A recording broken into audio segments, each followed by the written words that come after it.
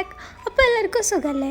അപ്പോൾ ഇന്ന് നമ്മൾ ഒരു കപ്പ് റവയും ഒരു നേന്ത്രപ്പഴവും കയ്യിലുണ്ടെന്നുണ്ടെങ്കിൽ പെട്ടെന്ന് ഉണ്ടാക്കിയെടുക്കാൻ പറ്റിയൊരു അടിപൊളി സ്നാക്കാണ് ഉണ്ടാക്കാൻ പോകുന്നത്. നല്ല ടേസ്റ്റി ആയിട്ടുള്ള ഈസി ആയിട്ട് ഉണ്ടാക്കിയെടുക്കാൻ പറ്റിയൊരു അടിപൊളി റെസിപ്പിയാണ്. അപ്പോൾ അങ്ങനെ ഉണ്ടാക്കുന്നത് നോക്കാം. അപ്പോൾ ആദ്യം നമുക്ക് റവ ഒന്ന് വേവിച്ചെടുക്കണം. അതിന് വേണ്ടിയിട്ട് നമ്മൾ ഒരു ബൗള് വെള്ളം ഒഴിച്ച് കൊടുത്തിട്ടുണ്ട് കേട്ടോ. നേരത്തെ തിളച്ച് വരുന്ന ടൈമിൽ നമുക്ക് ഇത്തിരി ഉപ്പും കൂടി ചേർത്ത് കൊടുത്തങ്ങായി വെള്ളം എടുത്ത അതേ ബൗളിൽ തന്നെ നമുക്ക് 1/4 ഭാഗം റവ കൂടി എടുത്തങ്ങായി ഇതിലേക്ക് ഇട്ട് കൊടുക്കാം കേട്ടോ.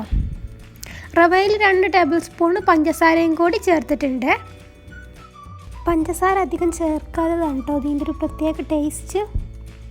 റവ നല്ലോണം വെന്ത് വന്നതിന് ശേഷം നമുക്ക് പ്ലേറ്റിലോട്ട് മാറ്റാം കേട്ടോ. ഇനി നമുക്ക് നല്ല ചൂടോടെ തന്നെ ഇത് കുഴച്ചെടുക്കാം. ഇനി നമുക്ക് ഇതിലേക്കുള്ള ഫില്ലിങ്ങിനായിട്ട് വേണ്ടത് ഒരു നേന്ത്രപ്പഴം ചെറിയ പീസാക്കി മുറിച്ചതും കുറച്ച് തേങ്ങ ചിരവിയതും പിന്നെ 3 ടേബിൾ സ്പൂൺ പഞ്ചസാരയും ഇതെല്ലാം കൂടി നമുക്ക് നല്ലോണം മിക്സ് ആക്കി എടുക്കാം. ഇനി നമുക്ക് നല്ല ചൂടായ പാനിലേക്ക് 1 ടേബിൾ സ്പൂൺ നെയ്യ് ഇട്ട് കൊടുത്തതിന് ശേഷം നമുക്ക് പഴവും തേങ്ങയൊക്കെ ചേർത്ത് മിക്സാക്കി വെച്ചതില്ല ഇതിലേക്ക് ഇട്ടൊന്ന് ചൂടാക്കി എടുക്കാം. ഒന്ന് ഇളക്കി കൊടുത്തതിന് ശേഷം നമുക്ക് ഫ്ലെയിം ഓഫ് ചെയ്യാം. ഇനി നമുക്ക് ഇതാക്കണം നമ്മുടെ റവയുടെ മാവില്ലേ അതെടുത്തിങ്ങായി ഒന്ന് ബോൾ ഷേപ്പാക്കി മാറ്റാം. എന്നിട്ടൊന്ന് നമ്മുടെ കയ്യിൽ വെച്ചിങ്ങായിനൊന്ന് പരത്തിയെടുത്തതിന് ശേഷം നമ്മുടെ ഈ പഴത്തിൻ്റെ മിക്സില്ലേ അതൊരു സ്പൂൺ അളവിൽ ഈ ഒരു മാവിലേക്ക് വെച്ച് കൊടുത്തിങ്ങായി നമുക്ക് ബോൾ ഷേപ്പാക്കി മാറ്റാം.